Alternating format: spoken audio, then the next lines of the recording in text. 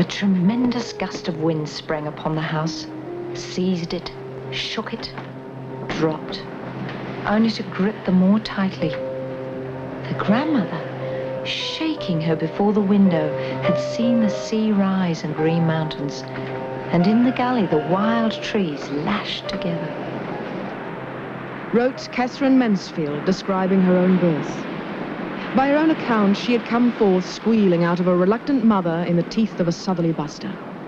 The elements, she believed, had an immense effect on birth. Born in a storm, her life course was set. But I tell you, my lord fool, out of this nettle, danger, we pluck this flower, safety.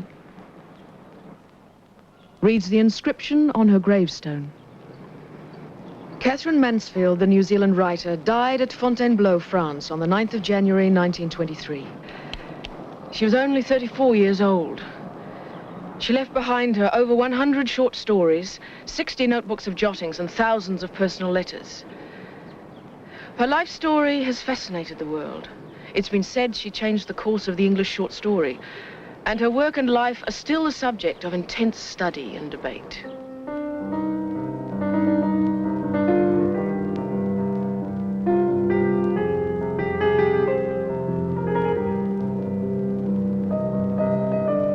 Katherine Mansfield grew up in Wellington, the capital city of New Zealand, and 12,000 miles from Europe, where she lived out her adult life. It's a small town, you know, planted at the edge of a fine, deep harbour, like a lake. Behind it, on either side, there are hills. The houses are built of light painted wood. They have iron roofs, coloured red. The colonial town was not yet half a century old when she was born. As a disgruntled adolescent, she would sharply criticize the values of its 60,000 inhabitants. I am ashamed of young New Zealand, but what is to be done? All the firm, fat framework of their brains must be demolished before they can begin to learn. We want 2 or 3 persons gathered together to discuss line and form and atmosphere, and sit at the street corners, in the shops, in the houses, at the teas. Oh, these people have not learnt their alphabet yet.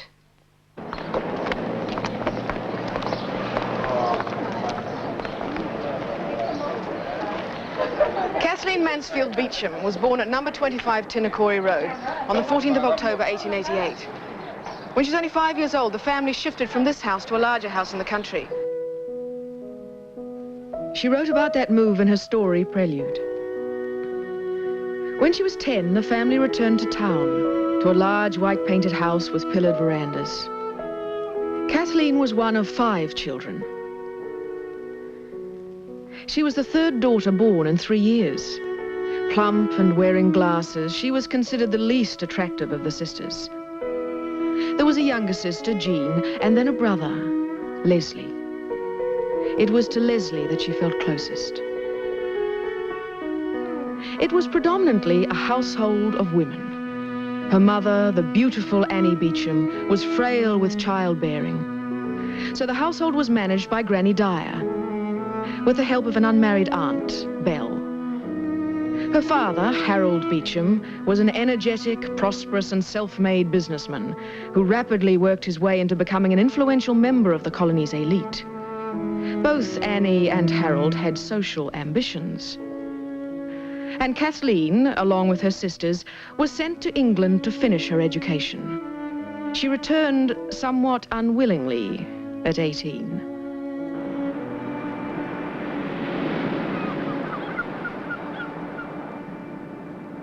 The family had a cottage at the bay, and it was here that Kathleen would come to write, undisturbed.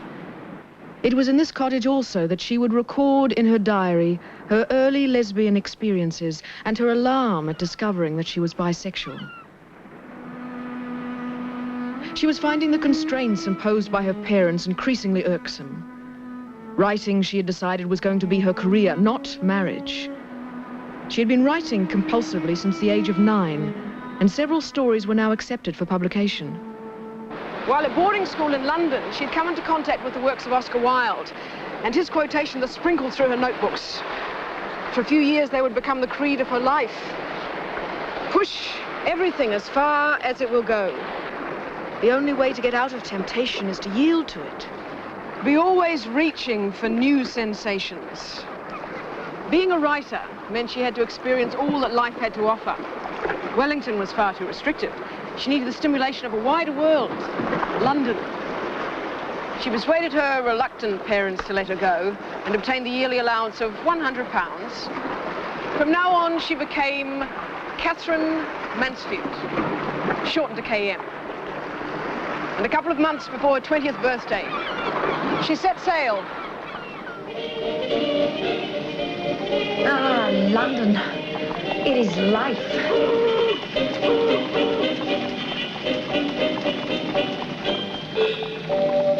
Without the constraints of family and society, Catherine threw herself into the excitement of London. She hopped off her cello and expensive clothes and began writing witty sketches, which she performed solo at parties for payment. She sang in the chorus line of a travelling opera company, later even taking a job as a film extra. And there was much talk of eugenics, of free love, of changing marriage, of changing all the basic concepts of life. And particularly, people thought new young women were very important. There were the suffragettes, of course, and that women were going to change things. They were going to change the shapes of their own lives. They were going to change their working conditions. They were going to change marriage.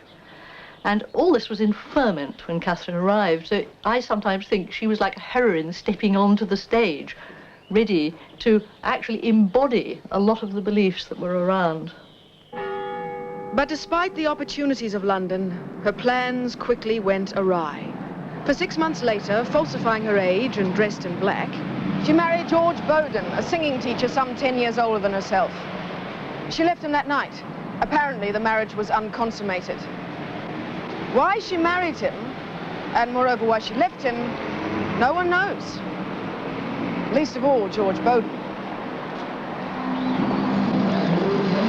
Far more significant to her than her marriage was a young musician, Garnet Trowell, with whom she'd fallen passionately in love. About the same time she married Bowden, she became pregnant to Garnet. Whether Garnet was aware of the pregnancy or not is unclear, but the affair was broken off. She'd come to London to write. She really had nothing to show for it. She was alone, pregnant, and the London which had offered her life now offered her little solace.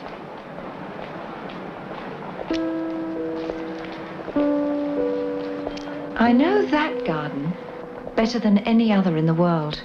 I see it now as I write. But for some reason, I've always gone there to cry. Oh, I well remember one dreadful New Year's Eve when I went there and sat on one of the benches, crying into the little black velvet muff with the blue ribbons. And an awful old woman with a jet bonnet watching for a long time, and then sighed and said, "Well, that's how it is, my dear." How many women in 1908 would have been prepared to leave a wealthy, middle-class New Zealand family, go 11,000 miles to the other side of the world, live a bohemian life in London because they believed in their ability to create art? How many women would have had that faith in themselves for a start, would have had that courage? News of her daughter's impending marriage to George Bowden brought Annie Beecham post-haste from New Zealand to investigate. The Beecham parents had long feared that Catherine's adolescent relationships with female friends were more than platonic. Annie was now convinced that the marriage breakup was due to an unnatural closeness between Catherine and her friend from London school days, Ida Baker, known as LM. Well, there was never anything of that sort at all. I didn't even know what lesbianism was. And old Kay, the old bank manager, took me out to lunch once, and it was an awful waste. He wasted all his money and he wasted everything else. He wanted to find out whether there was any lesbianism in our attachment and our friendship. And there again, I didn't even know what he meant when he was talking about it. It seems that Annie was unaware of Catherine's pregnancy. The task then was to cure her daughter's sexual proclivities for once and for all.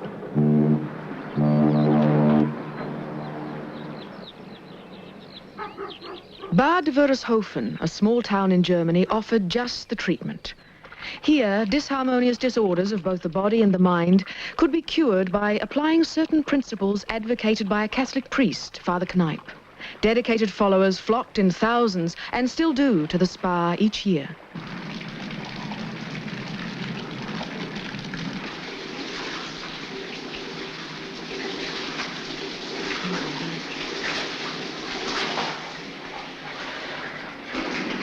The treatment advocated wholesome foods, long walks, and most importantly, water. Patients were hosed and immersed daily.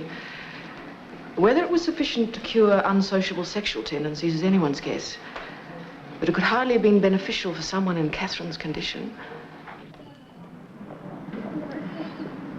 Having deposited her daughter in Bad Wörishofen, Annie Beecham left almost immediately to return to New Zealand. Catherine, as Mrs. Kathleen Bowden, walked into the Pension Müller to await the birth of her child. Someday when I'm asked, "Mother, where was I born?" and I answer, "In Bavaria, dear," I shall feel again, I think, this coldness, physical, mental, heart coldness, soul coldness.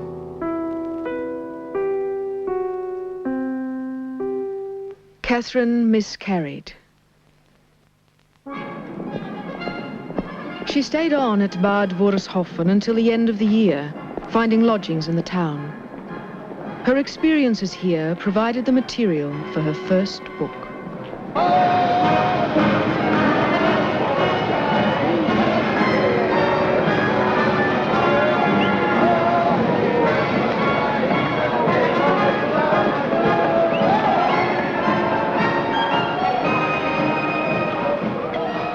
Wedged in between two fat old women, the Frau had no hope of being asked to dance.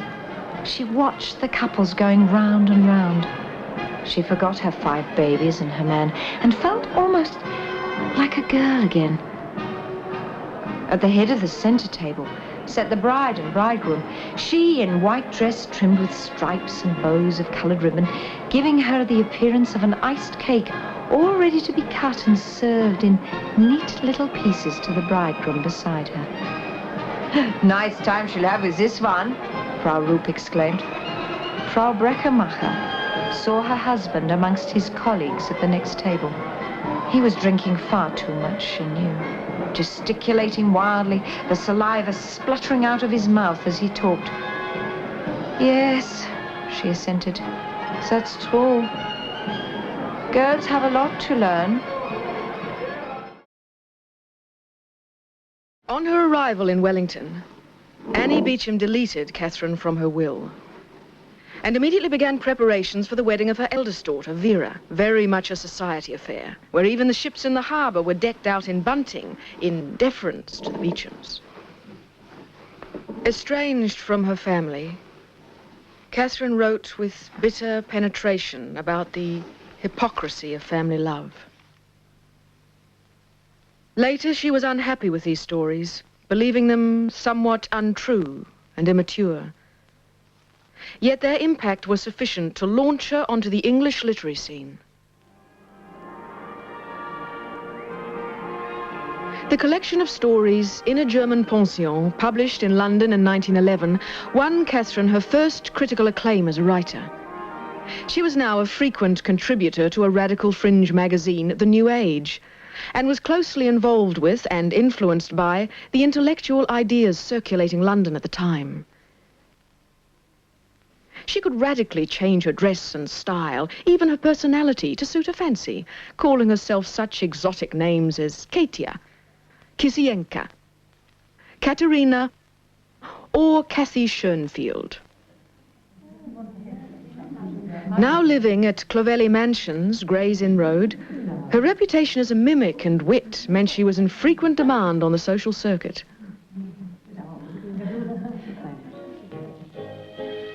At 23, she was a very modern woman. She had her own income, her own career. The flat, which she shared with her friend Ida Baker, was distinctly cosmopolitan. She smoked, a sign of her emancipation, and had several lovers. Although her relationship with LM was strictly platonic, they had a psychological dependence on each other, which both found hard to break. LM had decided to devote herself to serving Catherine, and Catherine, in the risky life she'd chosen for herself, needed that support.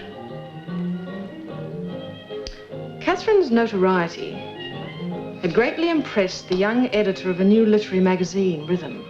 He asked a friend to arrange a dinner party to introduce them. His name was John Middleton Murray. The son of lower-class parents, he'd won a scholarship to Oxford. He was 22 years old. Catherine invited him to be her lodger, and then to be her lover. Intellectually, they had a lot in common, and on an emotional level, Catherine was attracted to his innocence, a lack of worldly awareness. She was never to disclose to him the details of her own painful past. And for the rest of her life, he would become the focus for that part of herself which longed for the security of a husband, home, and children. I think initially he seemed very exciting to her because he was highly educated. He'd been to Oxford, Heidelberg, Paris. He was editing a magazine. He was very well read. He was a very good critic. And Catherine respected that, and they always enjoyed talking about books and writing letters to each other about literature. This was very important to her. She said at one point in her journal, 1919, I think, how she lamented that Murray had none of the qualities she liked. He wasn't generous, he wasn't warm, he wasn't vivid, he wasn't responsive. And she gives this long list of the things she longed for, but she said, but still I love him. And she obviously did. What Murray did give Catherine was an unfailing belief in her talent.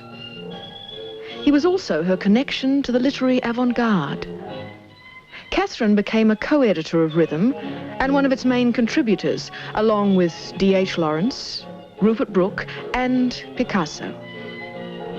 Nicknamed the Two Tigers, they were well on their way to becoming an established part of the literary scene.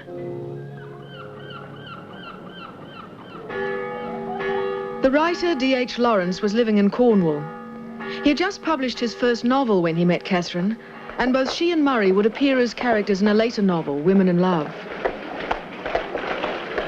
His wife, Frida, said she first saw the Murrays on a double-decker bus. They were making faces at each other, and she fell for them immediately. Catherine was to describe herself as more like Lawrence than anyone else she knew. They were both highly intelligent and sensitive, and suffered from uncontrollable black moods. And both were to contract tuberculosis at an early age. The two couples considered themselves outsiders in the English literary establishment. Jack and Lawrence were from lower-class origins, and Catherine and the German Frida were, well, they were foreigners. Both couples flouted middle-class virtues by living together unmarried. When Lawrence and Frida eventually did get married, the Murrays were the only witnesses at the wedding. But Lawrence shows Catherine as she really was. I mean, I think there are passages in, not only in Women in Love, but in The Rainbow, there's a little bit about her, in his play Touch and Go, and above all in his letters to her, which are wonderful letters. You feel that he understood her, and that he saw her, and that he describes Gudrun in Women in Love lying awake at night and her past running through her mind, which is exactly the way Catherine actually wrote about herself, how she used to lie awake at night and be herself in the past and be other people. I think Catherine told Lawrence a lot about herself, and I think Lawrence cared very, very deeply for her. Of course, they had terrific quarrels.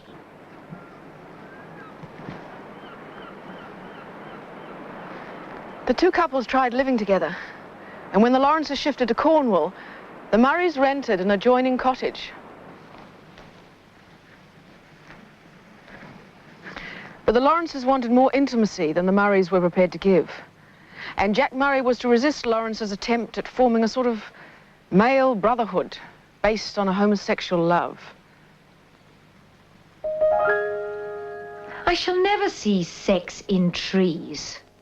Sex in the running brooks, sex in stones, and sex in everything. The number of things that are really phallic, from fountain pen fillers onwards. But I shall have my revenge one of these days. I suggested to Lawrence that he should call his cottage the Phallus. And Frida thought it was a very good idea. The Murrays left after 5 months. The experiment had failed. Frida and I do not even speak to each other at present. Lawrence is about 1 million miles away, although he lives next door. It is all because I cannot stand the situation between those two. It is degrading. They are both too rough for me to enjoy playing with. I hate games where people lose their tempers in this way. It's so witless. In fact, they're not my kind at all. I cannot discuss blood affinity to beasts, for instance, if I had to keep ducking to avoid the flat irons and the saucepans.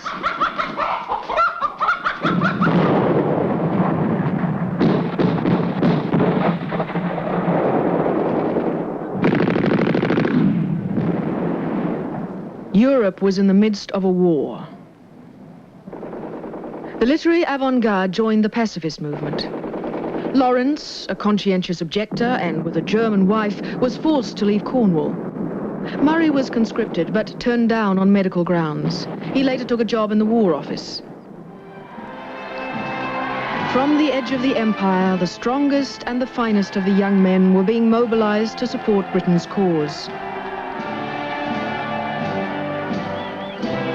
Catherine's only brother, Leslie Beauchamp, and the favourite of her childhood, was amongst them.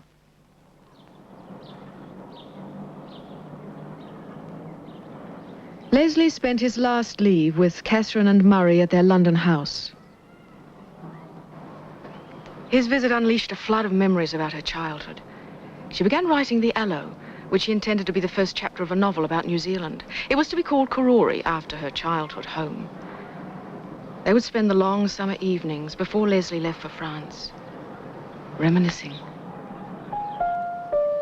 They are walking up and down the garden in Acacia Road. From the old fruit tree at the bottom of the garden, there falls a little round pear, hard as a stone. Did you hear that, Katie? Do you remember the enormous number of pears there used to be on that old tree? Down by the violet bed. And how often, after they'd been a southerly buster, we used to go out with clothes baskets to pick them up. And how while we stooped, they went on bouncing on our backs and on our heads. And how far they used to be scattered. Under the violet leaves, down the steps, right down to the lily lawn. He put his arm around her. We shall go back there one day when it's all over. Neither of them would go back. Leslie was killed a month later. Catherine's last letter to him was written in haste on a piece of Selfridge's department store notepaper. Dear Bogey, this is not a letter, only my arms around you for a quick minute. Last words he spoke just before he died were for her. Lift my head, Katie. I can't breathe. Catherine was devastated by her brother's death. But his visit had put her in touch with her childhood again. And with his death, there came an acceptance of the family and country she'd rejected 7 years before. I want to write about my own country till I simply exhaust my store. Not only because it is a sacred debt that I pay to my country, because my brother and I were born there, but also because in my thoughts, I range with him over all the remembered places. I long to renew them in writing. Ah.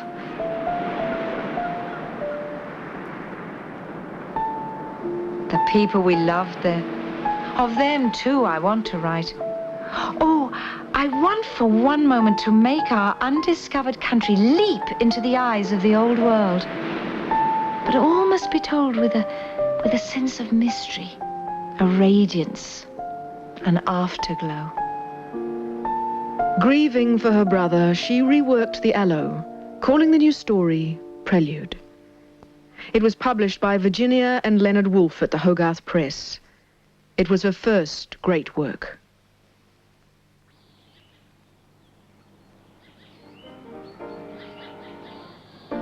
Catherine was now associating with London's exclusive literary set, the Bloomsburys. The Murrays were frequent guests at Garsington Manor, the country seat of Lady Ottoline Morell. Lady Ottoline was a renowned patron of the arts, and Garsington was a gathering place for the intellectuals of the day. Her guest list included Bertrand Russell, Lytton Strachey, E.M. Forster, T.S. Eliot, the Huxleys, and the Woolfs.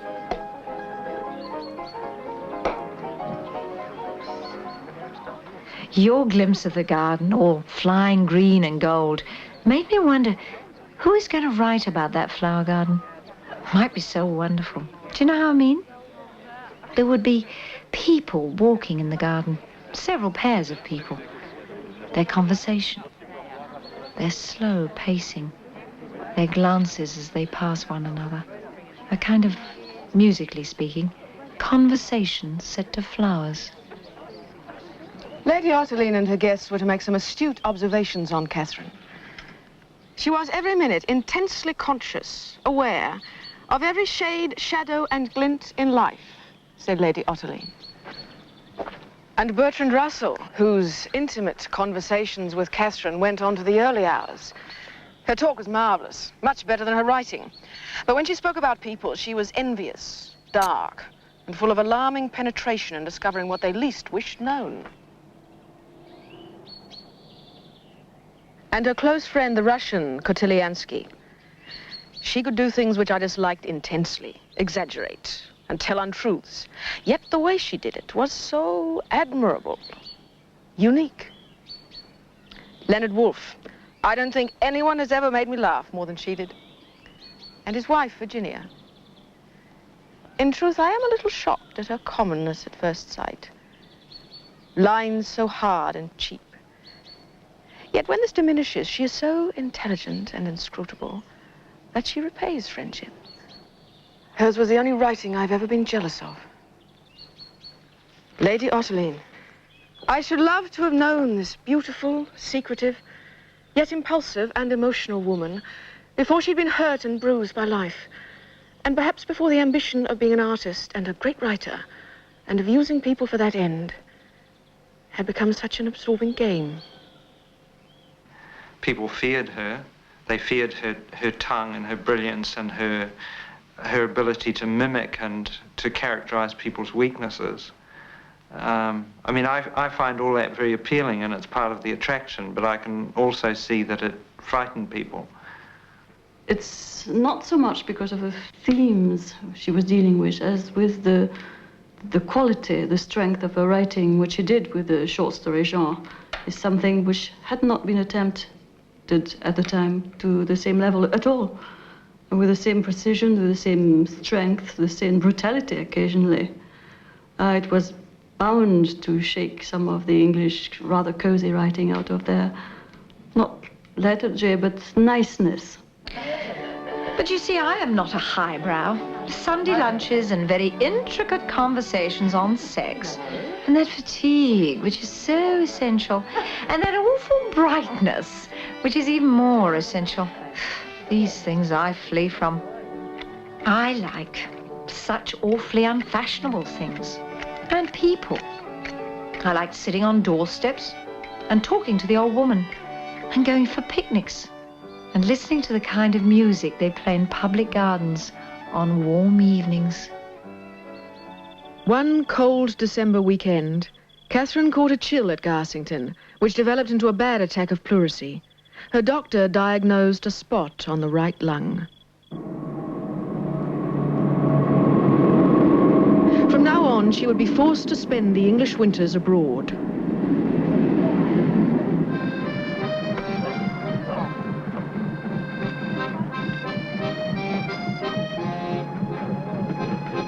Catherine chose Bandol in the south of France for her recovery. Attracted to the French sensibilité, she'd been a frequent visitor to Paris and once had an affair with the French writer Carco. The sea and the sun of the French Mediterranean meant life to her.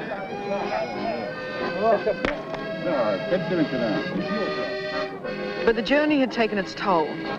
She had travelled to Bandol alone in a snowstorm across a war-ravaged countryside in a train with broken windows which was packed with troops. She arrived in a worse state of health than when she'd left England. Her wing, as she called her lung, burned continually, like a flat iron. The young woman who had danced ragtime at Garsington only a few weeks ago now couldn't even walk without the aid of a cane.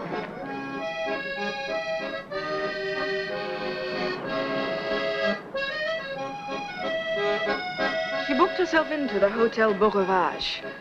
The faithful LM, ignoring Catherine's instructions to stay away, arrived a month later to take care of her. But within a few days, her health took a turn for the worse. I want to tell you some things which are a bit awful, so hold me hard. I woke up early this morning, and when I opened the shutters, the full round sun was just risen. I bounded back into bed. The bound made me cough. I spat. It tasted strange. It was bright red blood. Oh, yes, of course I'm frightened. I don't want to be ill. I mean seriously. Away from Jack. Jack is the first thought. Second, I don't want to find this is real consumption. Perhaps it's going to gallop. Who knows? And I shan't have my work written. That's what matters. How unbearable it would be to die. Leave, scraps, bits. Nothing real finished. She had completed the story Je ne parle pas français before her hemorrhage. It took 3 days. She now began Bliss. It's 3 o'clock. I've just finished this new story, Bliss. My God, I have enjoyed writing it.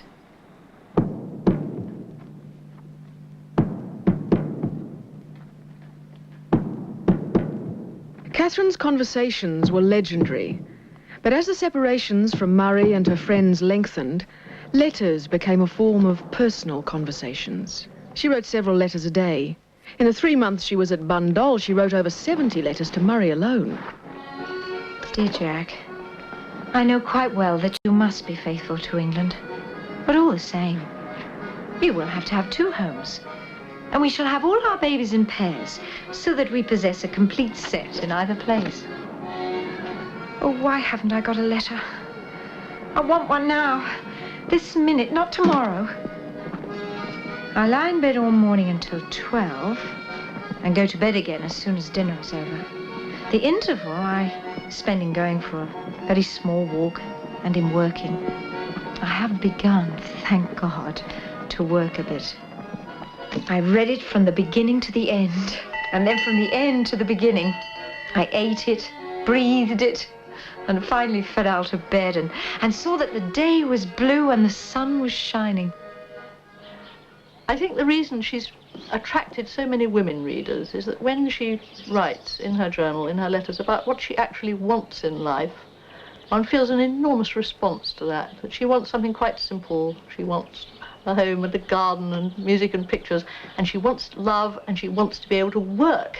And these are the absolutely fundamental things, and she expresses them very simply and very directly.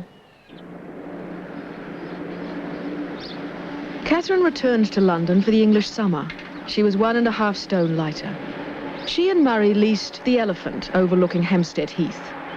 It was the nearest they came to having a home, and it was the longest they were to live anywhere. Her divorce from George Bowden was finally through, and on the 3rd of May, she and Murray were married. But the dream that Catherine wrote about of a home and children was never to be. Murray seemed preoccupied with his own career and emotionally distant. And she learned from her doctor that the arthritic pains that had plagued her for years were from a gonorrhea infection contracted back in 1910. It was now certain that she would never have a child. Simply going out exhausted her. And on her 30th birthday, she was told by 2 specialists that her consumption was so serious, if she didn't go into a sanatorium and have a complete rest, she'd be dead in 2 or 3 years. But she'd have to give up her writing. She refused, and Murray agreed. From now on, LM would become a permanent fixture in her life. there was, you might say, a kind of triangle, and LM was an indispensable part of that triangle. LM was, for Catherine, something of a mother figure, a companion, someone who truly loved her. So Catherine had those two sources of love. Murray's love, which Catherine sometimes found faulty, found lacking. LM's love, which she never found lacking. And then there was the purely practical side of things. As Catherine grew sicker and grew weaker, she hadn't any physical energy, and she found it very difficult to do things for herself, difficult to dress herself, to put her clothes away, to organize the servants, to cook her food. And LM really was her wife.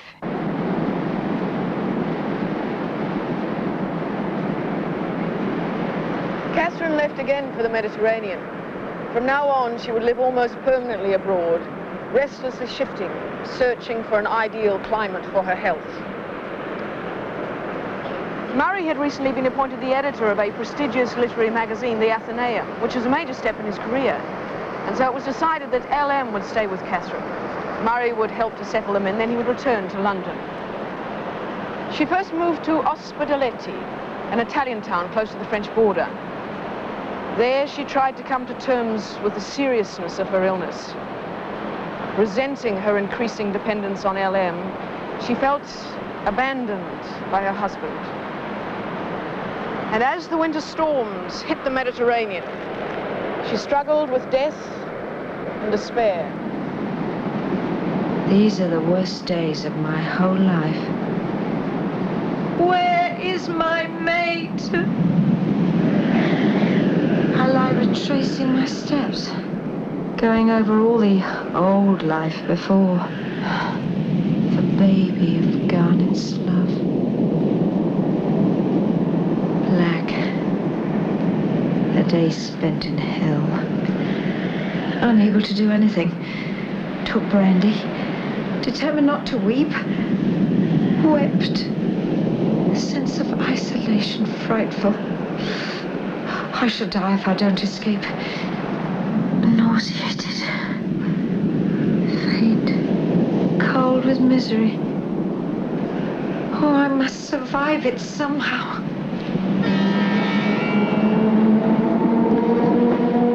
Catherine left Ospedaletti. In Italy, tuberculosis was a notifiable disease. Accommodation was difficult, household help impossible, and no one would call. The proprietor of one hotel, after asking her to leave, fumigated her room, burnt her bedding, then sent her the bill. Catherine moved to France, to the town of Menton, which would be home to her for the next 2 years. Reputed to have the sunniest climate on the Mediterranean, it had become a popular health resort, especially for the English. It was known as the Salon d'Azur, and each year thousands of ailing tourists would winter over in Menton, many of them consumptives.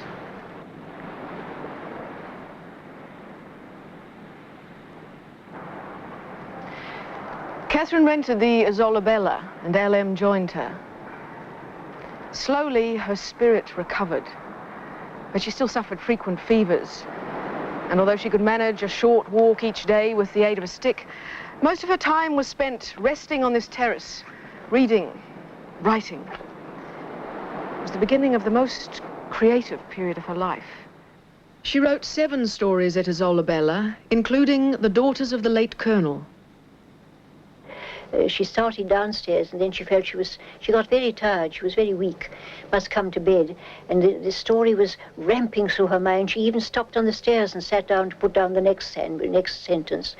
Then she came up and went on writing. I should think it was about 2 in the morning. She called out she'd finished. And I went in, and she was folding up the letters, the pages, and putting them together and going through. And she'd signed her name, she always did, when she was pleased, when she knew the thing was complete, to the last comma, the last full stop. The dawn was coming through the windows, shining through the mimosa tree, and the sky was getting just light, just pale. And we said, what about a cup of tea? So I went down and made her a cup of tea, and then she said, shall I read it to you? It's about you. And so she then and there read it through to me at once. The awareness of death, the awareness of the closeness of death, made her see life as something marvelous, as something beautiful, as something to be treasured. And so every little detail of the bird in the garden, of the flower on the tree, became something marvelous, and it almost has a mystical significance, a spiritual significance.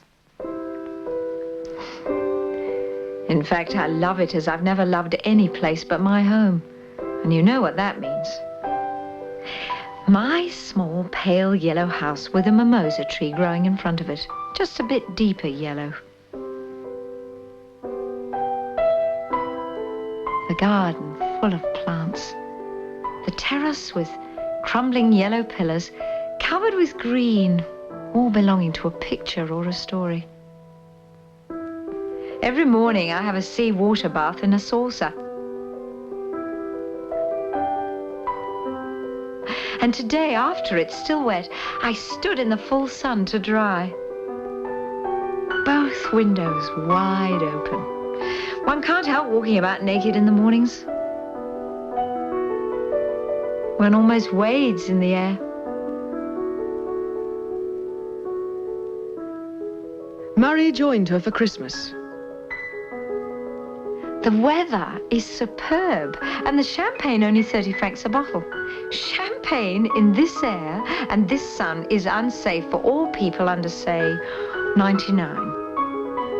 Queer it is.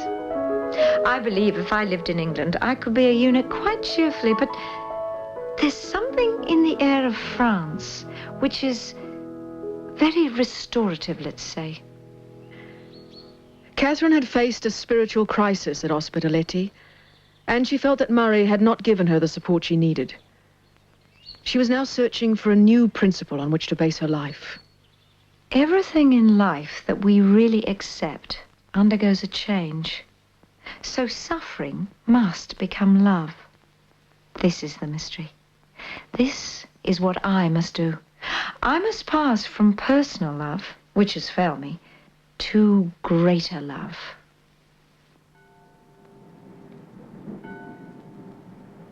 Contrary to popular opinion, Menton was not always the miracle cure. And medical opinion was now divided as to whether the climate of the French Mediterranean was in fact beneficial to tuberculosis or not. In spite of the sea and the sun, Catherine remained as frail as when she arrived. Her spate of writing had exhausted her. It was reaching new heights of maturity and assurance. It was being readily accepted for publication. But her health was still holding her back. Losing faith in Menton, she now turned to a very different climate in search of a cure, one which would ultimately make no difference to her health, but would provide an important new stimulus to her writing.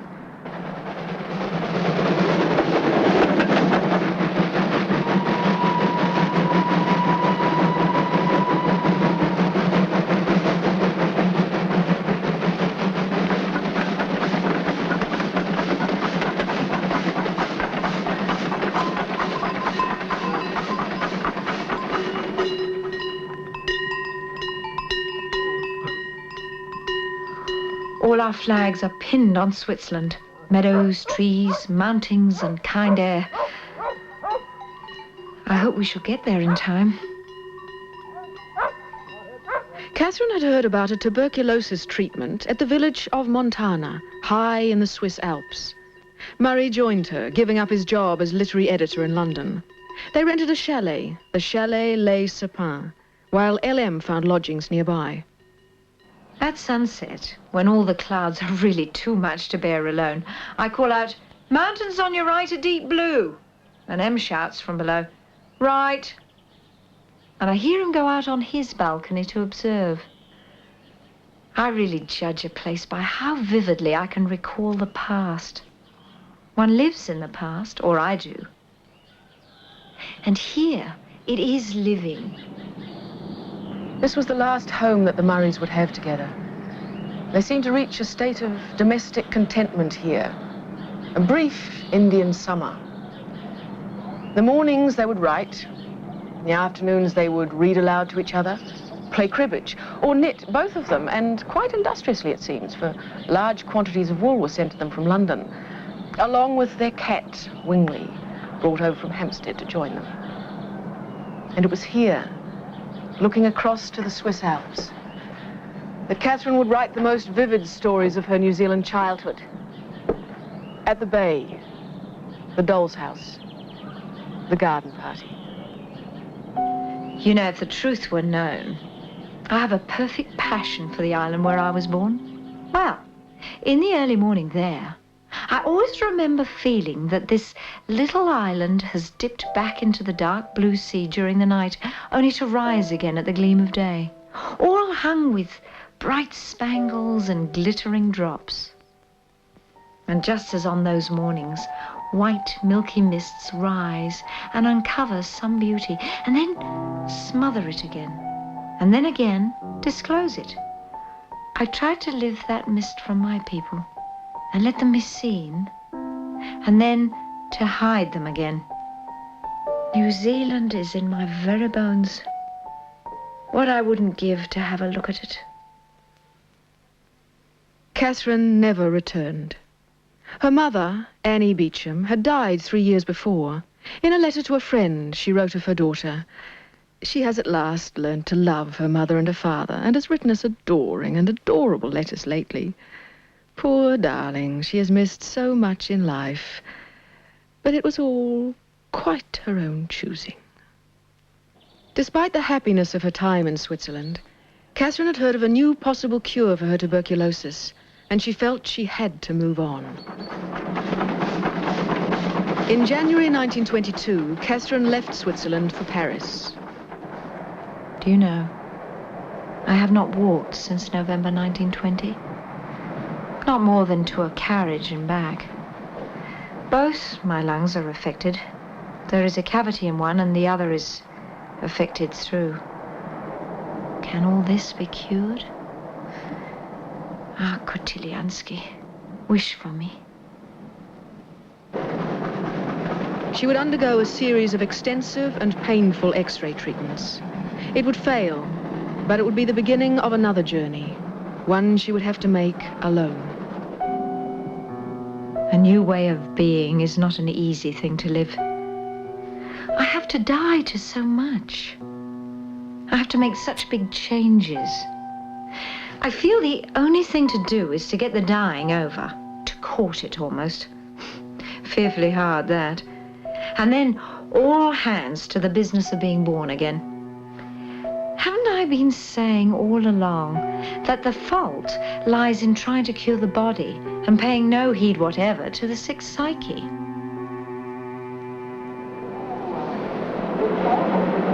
On October 16th, 2 days after her 34th birthday, Catherine entered the Gurdjieff Institute for the Harmonious Development of Man at Fontainebleau near Paris. Without her, Murray and LM tried to pick up the threads of their own lives. Risk. Risk anything. Care no more for the opinions of others, for those voices. Do the hardest thing on earth for you. Act for yourself. Face the truth. Catherine lived the last 3 months of her life with a group of some 60 adults and children, mostly Russian emigres, and their teacher, Gurdjieff.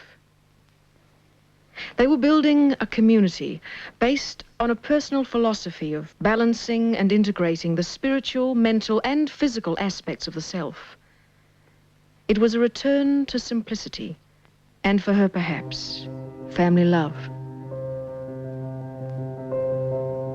That evening they had this feast, and a woman that was told to talk to me afterwards said it was quite astonishing. We all noticed her glowing beauty, as though she had reached right through to the cloud of loving that is all around us. And she seemed to have at last got in touch with the essential being of life. In a note to Murray, written on New Year's Eve, she asked him to visit her. On the evening of the 9th of January, Katherine Mansfield sat by this fire. This place was always kept for her. She was watching a group of dancers. Murray, who had arrived that morning, sat with her. He found her pale, but radiant. At 10 p.m. they rose together to go to her room.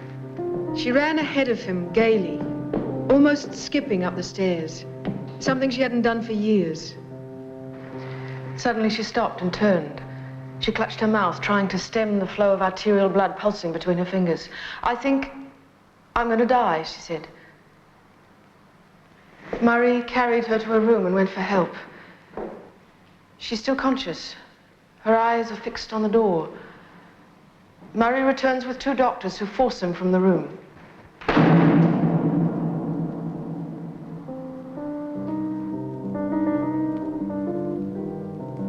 All this sounds much too serious and dramatic.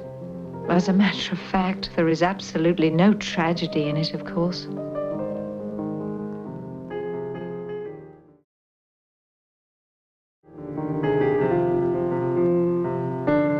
Somehow I managed to get a few of the flowers she liked so much, the bright marigolds. Yes, she loved marigolds, and there must have been some in the garden, I think. And I think that was almost the only flowers there were. And when they came to the cemetery, they all drew round and had the usual little service. The chief mourner has to throw down a little soil or something to show after she's been lowered into the grave. And I touched Murray, but because he was in a kind of trance. No, he drew back, he wasn't going to do that. And there was a lot of discussion. They didn't know what to do because the service was being held up. And then I threw her down my flowers, the marigolds went down to her.